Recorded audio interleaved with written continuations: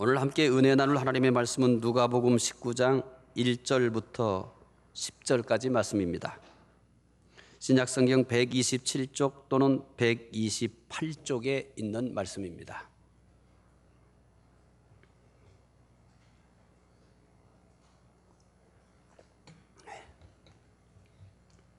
누가복음 19장 1절부터 10절, 신약성경 127쪽 또는 128쪽에 있습니다. 말씀 함께 읽겠습니다. 예수께서 여리고로 들어가 지나가시더라. 삭개오라 이름 하는 자가 있으니 세리장이요 또한 부자라. 그가 예수께서 어떠한 사람인가 하여 보고자 하되 키가 작고 사람이 많아 할 수 없어 앞으로 달려가서 보기 위하여 돌 무화과 나무에 올라가니 이는 예수께서 그리로 지나가시게 되밀어라. 예수께서 그곳에 이르사 쳐다보시고 이르시되 삭개오야 속히 내려오라. 내가 오늘 내 집에 유하여야 하겠다 하시니 급히 내려와 즐거워하며 영접하거늘 뭇사람이 보고 수군거려 이르되 저가 죄인의 집에 유하러 들어갔도다 하더라. 삭개오가 서서 주께 여짜오되 주여 보시옵소서. 내 소유의 절반을 가난한 자들에게 주겠사오며 만일 누구의 것을 속여 빼앗은 일이 있으면 내 갑절이나 갚겠나이다. 예수께서 이르시되 오늘 구원이 이 집에 이르렀으니 이 사람도 아브라함의 자손이로다. 인자가 온 것은 잃어버린 자를 찾아 구원하려 함이니라. 아멘. 주일 예배에 참여하신 여러분들에게 하나님의 은혜와 평강이 함께 하시기를 바랍니다. 하나님의 생각과 우리의 생각이 얼마나 다를까요? 이사야 55장 9절에서는 하늘이 땅보다 높음같이 그렇게 다르다고 하였습니다. 이런 관점에서 누가복음을 소개하기 시작을 했습니다. 하나님의 생각과 우리의 생각은 하늘이 땅보다 높은 것처럼 다르다. 이런 관점에서 누가복음을 보면서 소개해 드렸습니다. 오늘은 누가복음 마지막으로 소개해 드리겠습니다. 낙타가 바늘귀로 들어가는 것을 보셨습니까? 아마 대부분 그것을 질문이라고 하냐라고 할 것입니다. 오늘은 낙타가 바늘귀로 들어가는 기적을 소개할 겁니다. 그렇다고 제가 마술을 할 것은 아닙니다. 낙타가 바늘귀로 들어가는 기적이 일어날 마을로 안내하겠습니다. 여리고에서 이 놀라운 기적이 일어났습니다. 여리고는 예루살렘에서 30km 정도 떨어져 있는 마을입니다. 여리고는 팔레스틴에서 가장 비옥한 땅이기도 합니다. 종려나무가 많아서 종려의 도시다 이렇게 부르기도 합니다. 세계적으로 유명한 발삼 향나무 숲도 있습니다. 발삼 향은 주변 몇 마일까지도 향기를 풍긴다고 합니다. 로마인들은 이곳에 대추 야자 열매나 발삼 향유를 세계 시장에 내어 명성을 얻기도 했습니다. 이러한 여리고에 삭개오라는 사람이 살고 있었습니다. 삭개오라는 이름의 뜻은 청결하다라는 뜻입니다. 어떤 부모든지 자녀들이 훌륭하게 되기를 바라면서 정성을 다해서 이름을 지어줍니다. 자녀의 이름을 짓기 위해서 고민하지 않는 사람은 없습니다. 자녀가 생겼다라고 하는 순간부터 제일 먼저 떠오르는 것이 뭐냐면 이름 어떻게 지지? 어떤 이름을 이 아이에게 지어주지? 이런 고민을 합니다. 이 고민은 아이가 생겼을 때부터 시작해서 날 때까지 계속되고 몇 개의 마음에 드는 이름들을 골라놓고 또 거기에서 어떤 이름이 최고 좋을까? 그리고 또 고민합니다. 이름을 또 이름으로 하자 골라놨음에도 불구하고 또 망설입니다. 더 좋은 이름은 없을까? 이렇게 모든 부모들은 자녀의 이름을 짓는데 정성을 다해서 지어줍니다. 삭개오의 부모도 마찬가지였을 것입니다. 삭개오가 이름과 같이 청결하게 살기를 바라는 뜻에서 이런 이름을 주어졌을 것입니다. 삭개오, 청결하다. 삭개오의 부모는 삭개오가 평생을 살면서 누구보다도 청결하게 살기를 기대하면서 이런 이름을 지어줬을 것입니다. 설령 부모가 삭개오의 이름처럼 청결하지 못하더라도 그래, 내 자식만큼은, 삭개오만큼은 청결하게 살았으면 좋겠다, 그런 마음을 가지고 이 이름을 지어줬을 것입니다. 그러나 삭개오는 이름과는 정반대로 살았습니다. 오늘 본문인 누가복음 19장 7절 말씀을 확인하겠습니다. 무사람이 보고 수군거려 이르되 저가 죄인의 집에 유하러 들어갔도다 하더라. 예수님께서 삭개오의 집에 들어가시자 사람들은 죄인의 집에 들어간다고 수군거렸습니다. 삭개오는 사람들로부터 죄인 취급을 받았던 것입니다. 또한 아무도 그를 가까이 하지 않았습니다. 삭개오는 매우 부정하게 살았기 때문입니다. 삭개오의 부모는 삭개오가 평생 청결하게 살았으면 하는 기대감을 가지고 청결하다는 뜻을 가진 삭개오라는 이름을 지어줬지만 삭개오가 성인이 되어서는 사람들로부터 죄인 취급을 받았습니다. 사람들이 손가락질합니다. 비웃습니다. 조롱합니다. 사람이 어떻게 저렇게 살 수 있어? 인간으로서 뭐하러 저렇게 살아? 이렇게 사람들은 그를 볼 때마다 비웃고 조롱하고 정죄하였습니다. 삭개오는 무엇을 하고 있었기에 이렇게 사람들로부터 죄인 취급을 받았을까요? 누가복음 19장 2절 말씀 보면은 그가 무엇을 했는지 소개하고 있습니다. 읽어보겠습니다. 삭개오라 이름하는 자가 있으니 세리장이요 또한 부자라. 삭개오의 직업은 세리장이었습니다. 성경에는 자주 세리와 죄인, 죄인과 세리 이렇게 등장합니다. 그 당시 예수님께서 활동하시던 그 당시에 죄인의 대명사가 세리입니다. 인간 쓰레기와 같은 존재가 세리입니다. 그 사회에서 쓸어버렸으면, 그 사회에서 완전히 제거해버렸으면 이렇게 생각했던 사람 중에 하나가 세리입니다. 세리는 주민들에게 강제로 세금을 징수해서 로마에게 바쳤습니다. 그들의 형편은 말로 다 할 수 없을 정도였습니다. 따라서 당시 사회에서 세리는 민족의 반역자요, 저주의 대상자였습니다. 세리야말로 절대 구원받을 수 없는 사람으로 생각할 정도였습니다. 그런데 삭개오는 세리들의 우두머리인 세리장이었으니 사람들로부터 죄인 취급을 받는 것은 너무나 당연합니다. 이런 삭개오의 집에 예수님께서 들어가신다는 것도 도저히 이해할 수 없습니다. 그래서 예수님께서 삭개오의 집에 들어가신다고 하자 저가 죄인의 집에 유하러 들어갔도다 하면서 사람들이 수군거렸던 겁니다. 2절에서는 삭개오를 또 소개하는 말씀이 등장합니다. 삭개오는 부자라 이렇게 얘기합니다. 삭개오는 부정한 방법으로 사람들이 비웃고 조롱하는 그런 일들을 하면서 부지런히 재산을 모았습니다. 그래서 부자가 되었습니다. 어쩌면 그의 재산이 유일한 위로가 되었을지도 모릅니다. 사람들이 비웃을 때마다 많은 재산을 보면서 위로를 받았을 것입니다. 그러나 그 재산이 항상 위로가 되는 것은 아니었습니다. 어떨 때는 사람 취급도 받지 못하면서 재산만 많으면 무슨 의미가 있는가라고 고민도 했을 것입니다. 사람들이 자기만 보면 손가락질하고 비웃는 것이 너무 고통스러웠을 것입니다. 계속 이렇게 살아야 할 것인가? 계속 이렇게 살아야 할 것인가? 이것을 놓고 고민도 했을 것입니다. 그리고 삭개오의 머리에는 어떻게 하면 새롭게 살 수 있을까? 이런 삶이 아니라 어떻게 하면 좀 다른 모습으로 살까? 어떻게 하면 나도 좀 사람들에게 대접받고 인정받고 이렇게 살 수 없을까?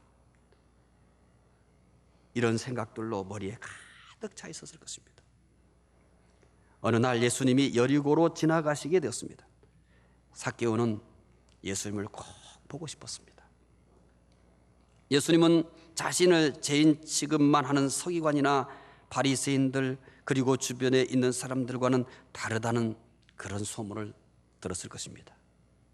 예수님은 죄인이나 세리도 친구처럼 가까이 하신다는 것을 들었을 것입니다. 그래서 그 예수님을 한번 보고 싶었습니다. 도대체 모든 사람들이 다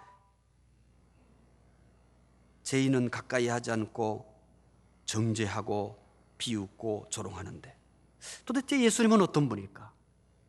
모든 사람들이 죄인이라고 손가락질하는 사람, 모든 사람들이 죄인이라고 외면하는 사람, 그런 사람들의 친구가 되신다는 거예요. 그들과 함께 식사도 하신다는 거예요. 그들과 함께 다정하게 대화도 한다는 거예요. 도대체 예수, 그분은 어떤 분일까 궁금했을 겁니다. 예수와 같은 사람, 이런 분이 있다는 얘기를 못 들었는데 정말 다른 거예요. 주변에 있는 어떤 사람들에게서도 찾아볼 수 없는 다른 모습인 거예요. 다른 사람인 거예요. 그래서 정말 그 예수가 보고 싶었습니다. 그분을 통해서는 뭔가 새로운 삶을 얻을 수 있을 것만 같은 그런 기대감이 생겼을 것입니다. 삭개오는 예수님께서 지나가신다는 길로 나갔습니다. 이미 사람들이 길을 가득 메우고 있었습니다. 예수님을 본다는 것은 불가능했습니다. 그대로 있다가는 도저히 예수님을 볼 수가 없었습니다. 그러나 삭개오는 포기할 수 없었습니다. 예수님을 꼭 보고 싶었습니다. 자신이야말로 예수님을 꼭 보아야 할 사람이라고 생각되었습니다. 삭개오가 일생을 살면서 이렇게 보고 싶은 사람은 없었을 것입니다. 이렇게 꼭 봐야만 된다고 생각한 그런 사람은 없었을 것입니다. 그렇다면 삭개오는 어떻게 많은 사람들의 장애를 뛰어넘어 보았을까요? 누가복음 19장 4절을 보겠습니다. 앞으로 달려가서 보기 위하여 돌 무화과 나무에 올라가니 이는 예수님께서 그리로 지나가시게 되밀어라. 길가에 돌 무화과 나무가 있었습니다. 삭개오는 그 돌 무화과 나무에 올라가면 예수님을 볼 수 있을 것이라는 생각이 들었습니다. 그러나 돌 무화과 나무에 올라가는 것은 쉬운 일이 아닙니다. 돌 무화과 나무가 높아서 어려운 것이 아닙니다. 돌 무화과 나무에 올라가려면 매우 어려운 결정을 해야만 합니다. 세리장이라는 것과 부자라는 체면의 옷을 벗어야만 합니다. 삭개오는 예수님을 보기에 거침없이 모든 체면의 옷과 또 거추장스러운 모든 것들을 거침없이 버리고 돌 무화과 나무에 올라갔습니다. 어린이도 아닌 어른이 나무에 올라가는 모습을 한번 상상해 보십시오. 얼마나 우스꽝스럽겠습니까? 그러나 삭개오는 개의치 않았습니다. 아무 문제가 없습니다. 그에게 중요한 것은 예수님을 보는 것, 그것뿐이었습니다. 체면이 문제가 아닙니다. 자존심이 문제가 아닙니다. 지금 중요한 것은 예수님 그분을 꼭 보는 것입니다. 예수님을 보려고 애를 쓰는 삭개오의 모습은 변화의 출발이 되었습니다. 만약 삭개오가 예수님을 볼 수 없다고 포기해버렸다면 그는 영원히 변할 수 없었을 것입니다.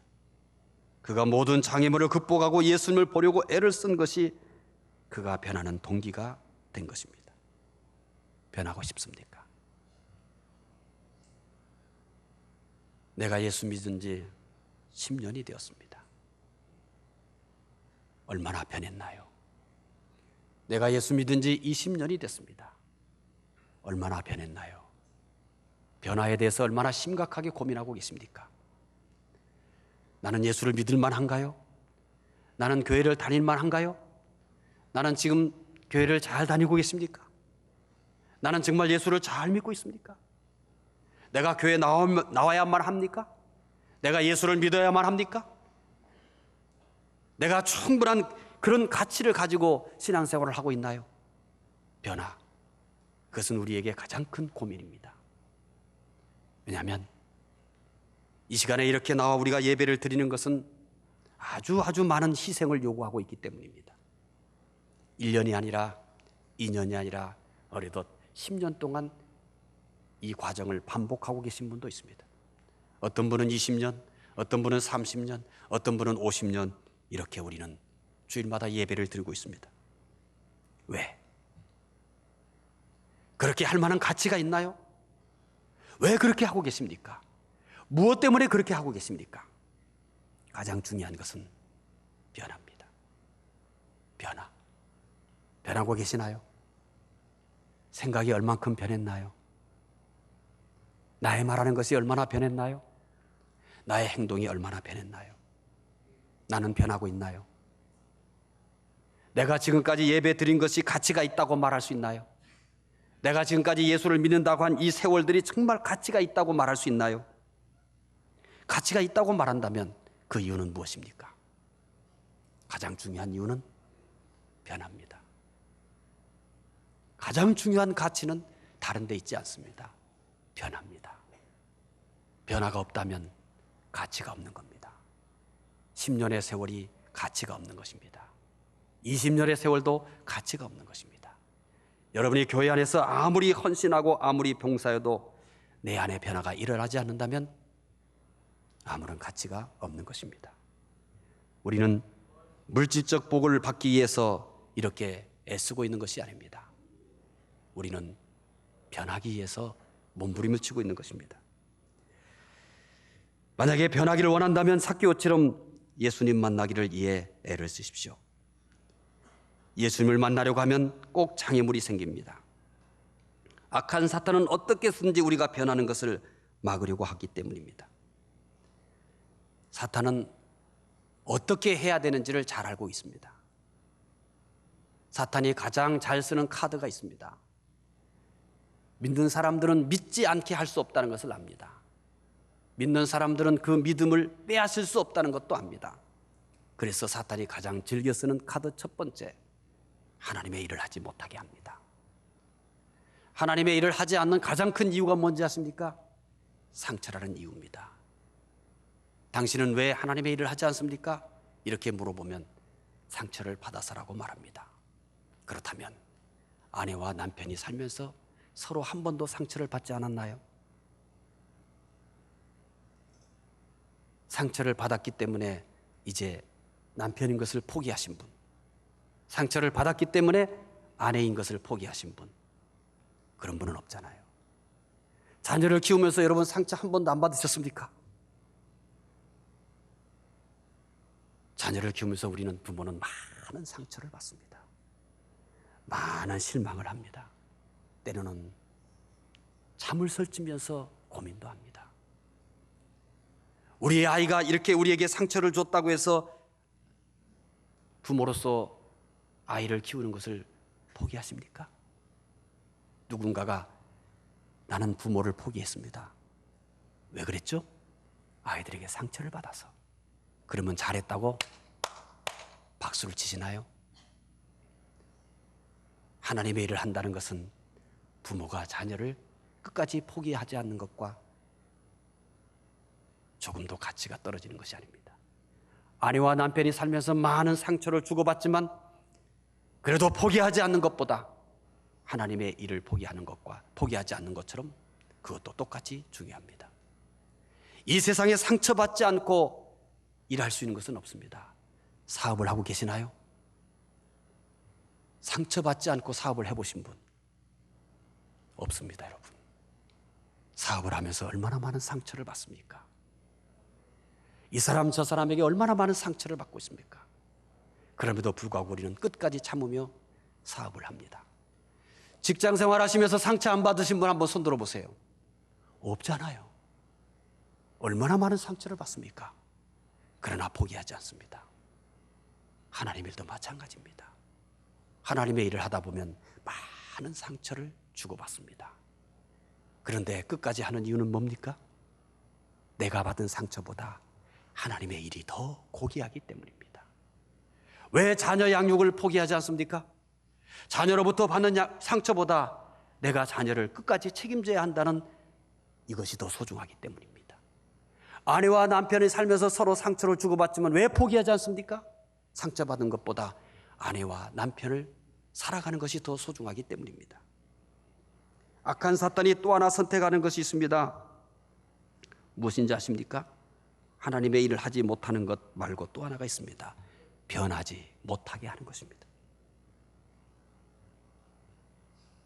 악한 사탄은 끊임없이 믿는 사람들이 변하는 것을 방해합니다. 그리고 어느 날부터는 변하지 않는 것이 당연한 것처럼 생각하게 만듭니다. 우리 안에 예수가 있다면, 우리 안에 하나님이 계시다면 우리는 끊임없이 변해야 하는 것입니다. 변화를 맞는 것이 수없이 많습니다. 그러나 아무리 어려운 장애물이 있어도 그 장애물을 극복해야 합니다. 때로는 체면의 옷을 벗어야 합니다. 교만의 옷을 벗어야 합니다. 의심의 옷을 벗어야 합니다. 자존심의 옷을 벗어야 합니다. 그렇게 하면 반드시 예수님을 만나 놀라운 변화가 일어날 줄로 믿습니다. 예수님께서 삭개오가 올라가 있는 돌 무화과 나무 근처에 이르렀습니다. 삭개오는 예수님을 보자 예수님 하면서 불렀을까요? 아닙니다. 삭개오는 예수님을 부를 엄두도 내지 못했습니다. 그는 그저 예수님을 보기만 하려고 했습니다. 예수님께서 자기를 부르신다는 것은 상상도 못한 것은 당연합니다.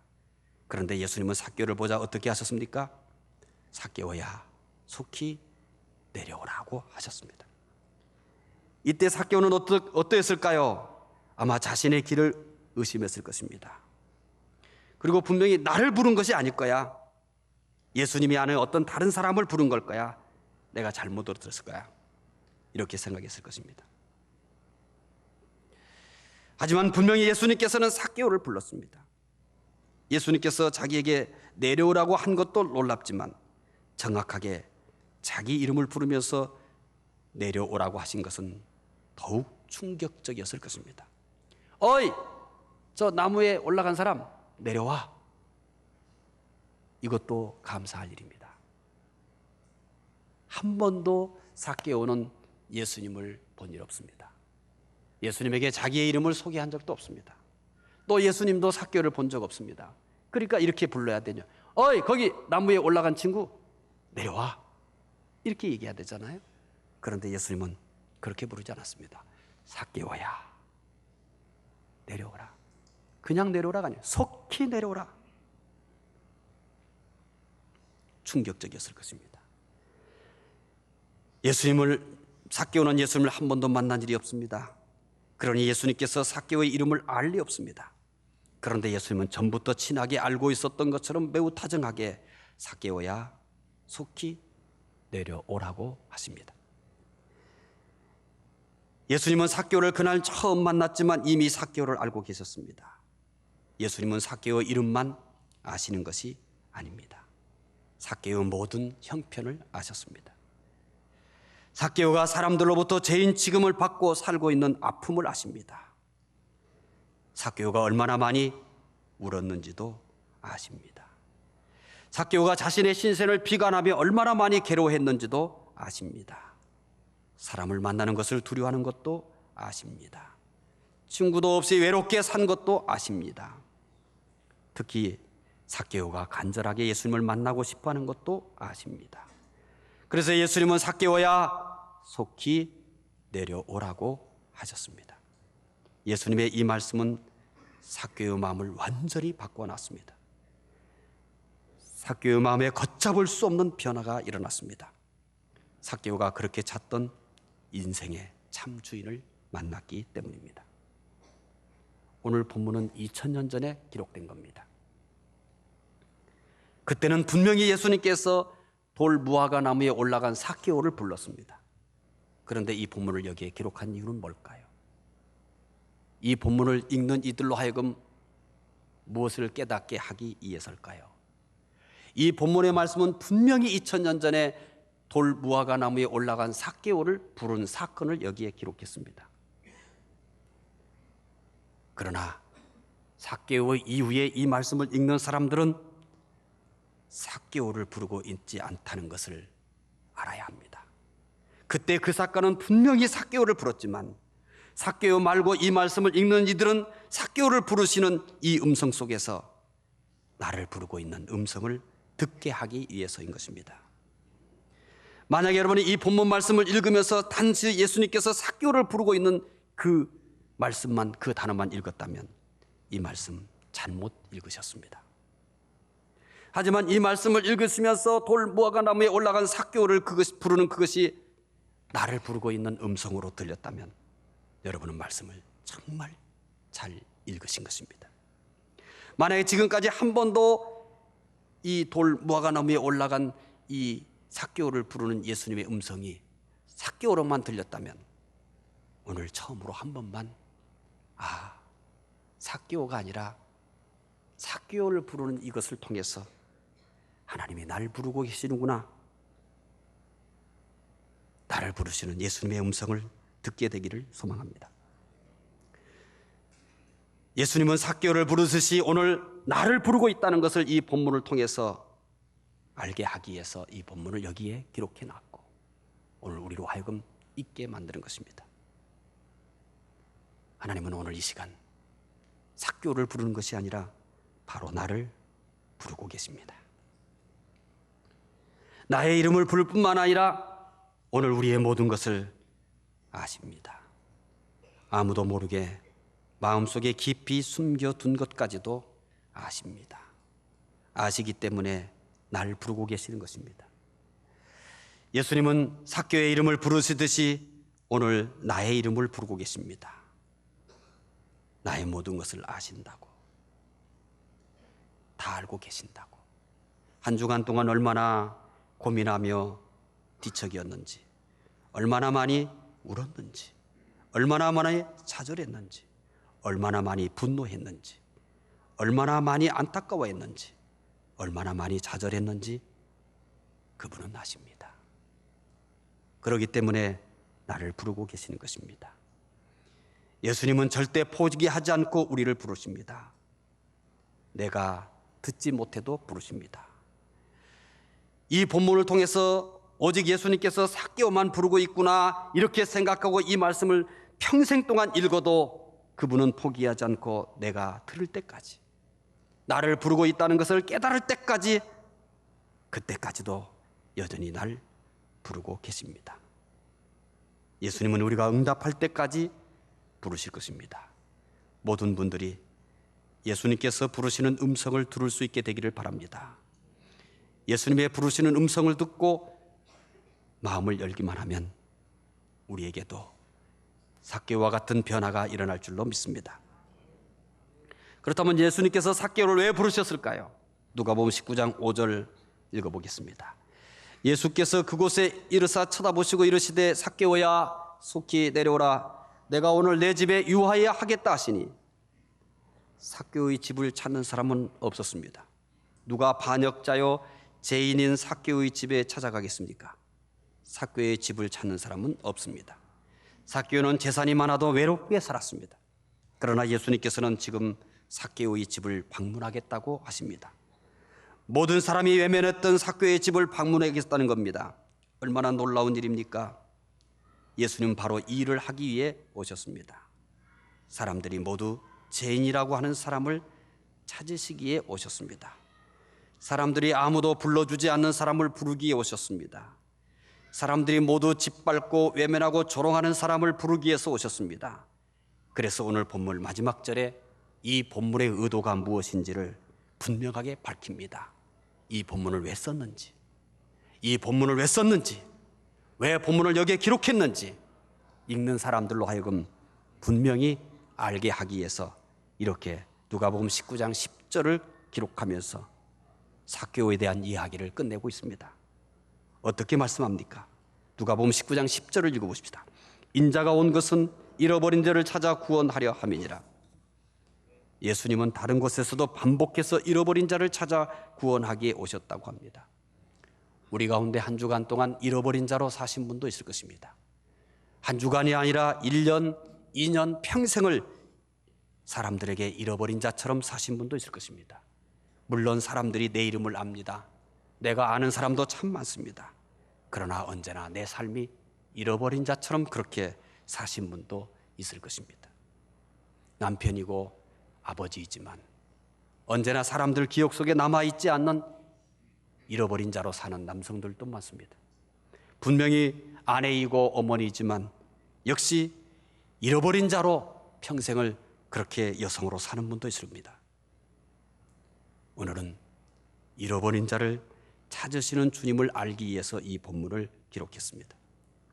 그가 오신 목적이 분명히 잃어버린 자를 찾기 위해 오셨다고 합니다. 누가복음 15장 7절에서도 다시 분명히 밝힙니다.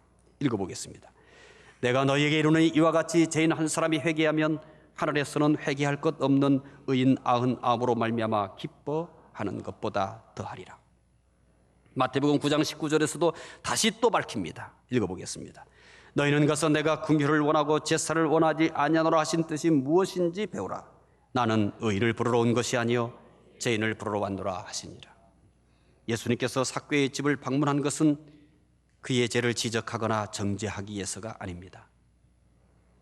예수님께서 삭개오야, 내가 내 집에 유하여야 하겠다.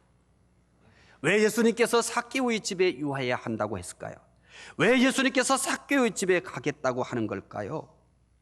지금까지 삭개오가 잘못한 죄를 지적하고 처벌하기 위해서일까요? 아닙니다. 그를 용서하고 구원하기 위해서였습니다. 이것은 삭개오가 변하는 데 있어서 결정적인 원인이 되었습니다. 사람을 변화시키는 것은 엄한 책망이 아닙니다. 무거운 처벌도 아닙니다. 사람을 변화시키는 것은 무엇일까요? 사랑이 사람을 변화시킵니다. 사랑은 사람을 변화시키는 용광로인 것을 믿으시기 바랍니다. 삭개오의 변화는 지금까지 받아보지 못한 예수님의 사랑 때문이었습니다. 하나님께서 세상을 구원하는 방법으로 선택한 것이 무엇입니까? 하나님께서 세상을 변화시키는 방법으로 선택한 것이 무엇입니까? 아무도 의인이 없다고 말합니다. 세상의 모든 사람들이 죄인이라고 말합니다. 하나님을 찾는 사람도 없다고 합니다. 하나님은 이렇게 막대어머지고 이렇게 뒤틀려버린 세상을 어떻게 변화시킬 계획을 세웠을까요? 하나님이 세상을 이처럼 사랑하사 그가 죄가 가득한 세상, 어디에도 의인이 없는 이 세상을 변화시키기에 선택한 방법은 심판이 아니었습니다. 저주가 아니었습니다. 사랑이었습니다. 삭개오와 주위 사람들로부터 얼마나 많은 비웃음과 조롱을 받았겠습니까? 그러나 이런 비웃음과 조롱이 삭개오를 변화시키지 못했습니다. 오히려 삭개오는 자신을 비웃고 조롱하는 사람들에 대해서 적대감만 커갔을 것입니다. 사람들이 손가락질할 때, 사람들이 비웃을 때, 사람들이 정죄할 때, 사람들이 헛들을 때마다 이렇게 얘기했을 것입니다. 너는 나보다 나은 게 뭐니? 너는 나보다 나은 게 뭐니? 너는 나보다 더 더러웠으면 더러웠지 나은 게 없어. 너 나 못지않게 더 큰 죄 졌어. 말은 하지는 않지만 그 안에 이 분노가 용광로처럼 끓어올랄 것입니다. 여러분, 우리가 누군가를 향해 손가락질할 때, 누군가를 향해서 비웃고 조롱할 때 그 사람 마음속에 뭐가 들끓고 있는지 아십니까? 너는 나보다 나은 게 뭔데? 너는 나보다 잘한 게 뭔데? 언제나 여러분 누군가를 향해서 손가락질할 때는, 언제나 누군가를 향해서 정죄할 때는 그 말을 듣는 사람 마음속에는 그래, 내가 죄인이야, 내가 잘못했어, 이렇게 하는 사람은 거의 없습니다. 너는 뭐야? 너는 얼마나 잘났어? 너는 얼마나 깨끗해? 너는 얼마나 잘했어? 이 분노를 키우는 겁니다. 하나님은 그래서 사랑을 선택한 것입니다. 예수님은 오늘도, 그리고 오늘 이 시간에도 사랑으로 우리에게 찾아오신 줄 믿으시기 바랍니다. 우리가 돌이킬 수 없는 죄인임에도 예수님은 주저하지 않고 나에게 찾아오십니다. 내가 죄가 많아서, 내가 허물이 많아서, 내가 너무 못난 짓을 많이 해서 내가 예수님 앞에 자신 있게 나갈 수 없어서 머뭇거리지만 예수님은 나에게 오는 것을 주저하지 않습니다. 나에게 주저하지 않고 달려와서 나를 안아주시는 주님이신 것을 믿으시기 바랍니다. 이 주님 꼭 만나시기를 바랍니다. 내게 사랑으로 찾아오시는 예수님은 나를 변화시킬 수 있는 유일한 분이심을 믿으시기 바랍니다. 내가 나를 변화시킬 수 없습니다. 나를 사랑하시는 예수님만이 나를 변화시킬 수 있는 유일한 분이심을 믿으시기 바랍니다. 예수님께서 삭개오야 속히 내려오라, 내가 오늘 내 집에 유하여 하겠다 하시자 삭개오는 어떻게 하였을까요? 누가복음 19장 6절입니다. 함께 읽겠습니다. 급히 내려와 즐거워하며 영접하거늘 삭개오는 마치 기다렸다는 듯이 급히 내려왔습니다. 그리고 기쁘게 예수님을 영접하였습니다. 삭개오에게 이렇게 기쁜 날은 없었을 것입니다. 이렇게 행복한 날은 없었을 것입니다. 이렇게 소망이 큰 날은 없었을 것입니다. 예수님을 모시고 자기 집으로 향하는 삭개오의 발걸음은 마치 나는 듯이 가벼웠을 것입니다. 예수님을 영접한 삭개오에게는 어떤 일이 일어났을까요? 삭개오가 서서 누가복음 19장 8절입니다. 함께 읽겠습니다. 삭개오가 서서 주께 여짜오되 주여 보시옵소서, 내 소유의 절반을 가난한 자들에게 주겠사오며 만일 누구의 것을 속여 빼앗은 일이 있으면 네 갑절이나 갚겠나이다. 예수님을 영접한 삭개오는 완전히 변했습니다. 이것이 변화의 핵심이었습니다. 옛사람을 버리고 새 사람이 되었습니다. 예수님을 영접하면 모두 변합니다. 예수님이 계신 사람은 변할 수밖에 없습니다. 사람의 변화는 반드시 외적으로 나타납니다. 삭개오의 변화는 무엇으로 나타났을까요? 재산의 절반을 가난한 사람에게 주겠다고 했습니다. 남의 것을 빼앗은 것이 있으면 4배나 갚겠다고 했습니다. 이것은 극적인 변화입니다. 아무도 생각하지 못한 변화입니다. 삭개오 자신도 그렇게 변할 줄 몰랐습니다. 그러나 예수님은 삭개오를 변화시켰습니다. 예수님은 어떤 사람도 변화시킵니다. 사람들이 포기한 사람도 변화시킵니다. 심지어 나 자신마저도 포기한 사람도 변화시킵니다. 여러분도 변할 수 있음을 믿으시기를 바랍니다. 그런데 삭개오에게 일어난 변화는 매우 독특합니다. 삭개오의 변화는 소유의 절반을 가난한 사람들에게 주겠다는 것과 남의 것을 빼앗은 것이 있으면 4배로 갚겠다는 것으로 나타났습니다. 루터는 회심에 대해서 다음과 같이 말했습니다. 사람에게는 3가지 회심이 필요하다. 가슴의 회심, 정신의 회심, 그리고 지갑의 회심이다. 삭개오에게서는 바로 이 3가지 회심이 모두 일어났습니다. 삭개오가 예수님을 영접하고 소유의 절반을 가난한 사람들에게 주고 남의 것을 빼앗은 것은 4배나 갚겠다고 한 것은 그가 받은 구원 때문입니다. 누가복음 19장 9절을 읽어보겠습니다. 예수께서 이르시되 오늘 구원이 이 집에 이르렀으니 이 사람도 아브라함의 자손이미로다. 예수님께서 삭개오를 향하여 구원을 받았다고 선언하였습니다. 더욱이 아브라함의 자손이라고 선언하였습니다. 삭개오가 이 놀라운 구원을 어떻게 받았습니까? 의를 행해서 받았습니까? 돈으로 샀습니까? 아닙니다. 거저 받았습니다. 이 큰 구원을 거저 받았는데 무엇이 아깝겠습니까? 삭개오는 이 큰 구원을 거저 받고 나니 가만히 있을 수가 없었습니다. 구원받은 삭개오의 양심은 가만히 있지 않았습니다.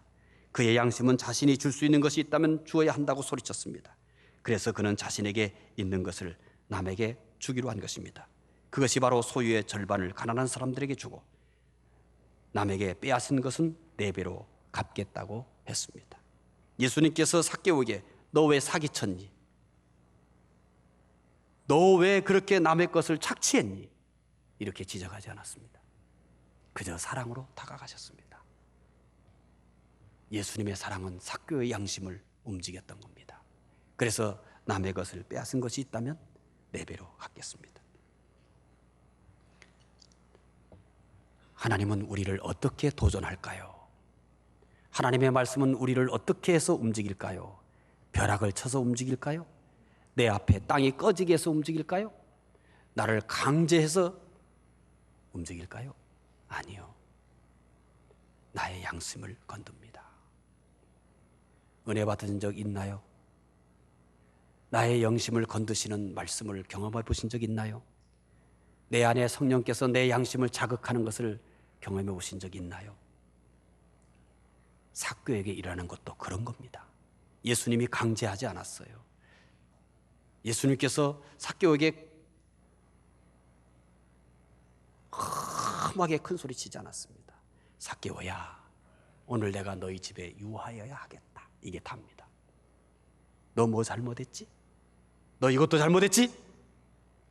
너 이것도 잘못했지? 얘라 이 사기꾼아. 이렇게 하지 않았어요. 삭개오야, 오늘 나 너희 집에 들어갈게. 이게 답니다.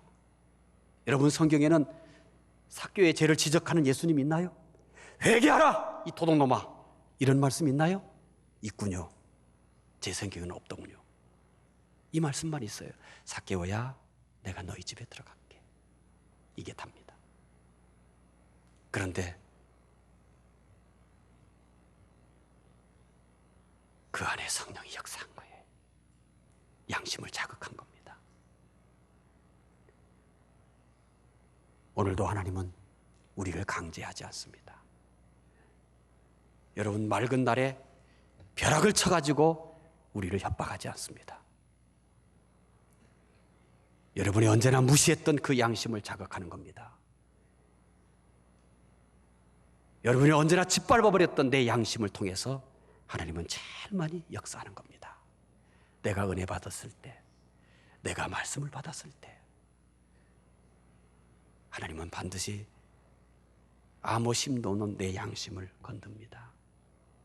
그런데 우리는 얼마나 우악스럽게, 잔인하게, 철저히 짓밟아버렸습니까? 삭개오에게도 그런 일밖에 안 일어난 거예요. 벼락치지 않았습니다. 삭개오를 확 꼬꾸라뜨리지 않았습니다. 오직 이렇게 얘기했어요. 내가 오늘 너희 집에 유하해야겠다. 이게 답니다. 우리에게 바람처럼 다가오시는 주님, 협박하지 않습니다. 오늘도 우리가 얼마든지 우리의 고집으로, 우리의 자존심으로, 우리의 생각으로 무시해버릴 수 있는 아주 작은 양심의 자극으로 찾아옵니다. 봄에 불어오는 바람보다도 더 부드럽게 내 안에 찾아오시는 주님입니다. 얘야, 이제는 이렇게 살면 어떻겠니? 얘야, 너 이렇게 좀 했으면 어떻겠니? 강요하지 않습니다. 여러분이 무시해도 그분은 화내지 않습니다. 지금까지 무시했잖아요. 지금까지 질밥받잖아요. 그러나 한 번도 여러분에게 벼락치지 않았습니다. 여러분을 땅에서 꼬꾸라뜨리지 않았습니다. 앞으로도 그럴 거예요. 봄에 부는 바람보다 더 부드럽게, 아이들의 숨결보다 더 부드럽게, 그렇게 언제나 내 안에 말씀으로 찾아오셔서 나를 그렇게 움직일 겁니다. 하나만 하면 됩니다. 비록 그렇게 작게 내 양심을 자극하지만 천둥치는 소리보다, 벼락치는 소리보다 더 강력하게 받아들이시면 삭개오에게 일어난 이 변화가 나에게도 일어날 줄 믿습니다. 말씀을 시작할 때 이런 질문을 했습니다. 낙타가 바늘기로 들어가는 것을 보셨습니까? 라고 질문했습니다. 답을 얻으셨나요? 예수님은 본문 시작하기 전에 바로 앞장인 누가복음 18장 24절부터 25절에서 이렇게 말씀합니다. 부자가 구원받는 것보다 낙타가 바늘기로 들어가는 것이 더 쉽다라고 했습니다. 그리고 삭개오 이야기를 전개한 겁니다. 낙타가 바늘기로 들어갈 수 있습니까? 그런데 부자가 천국에 가는 것이 더 어렵다고 합니다. 낙타가 차라리 바늘기로 들어가는 것이 더 쉽다고 얘기합니다. 부자가 천국에 들어가는 것이 더 어렵다고 합니다. 그런데 낙타가 바늘기로 들어가는 기적이 일어났습니다. 삭개오는 부자였습니다. 천국 허락을 받았습니다. 바로 삭개오가 낙타가 바늘기로 들어가는 기적을 일으킨 장본입니다. 이 기적은 오늘 또 일어날 수 있음을 믿으시기 바랍니다. 예수님을 영접하고 구원받은 사람에게는 이 기적이 얼마든지 일어납니다. 이 기적은 상식이 될 줄로 믿습니다. 구원은 가장 큰 변화입니다. 가장 큰 복입니다. 가장 큰 감동입니다. 그래서 구원받은 사람들에게는 낙타가 바늘기로 들어가는 기적이 상식이 될 줄로 믿습니다.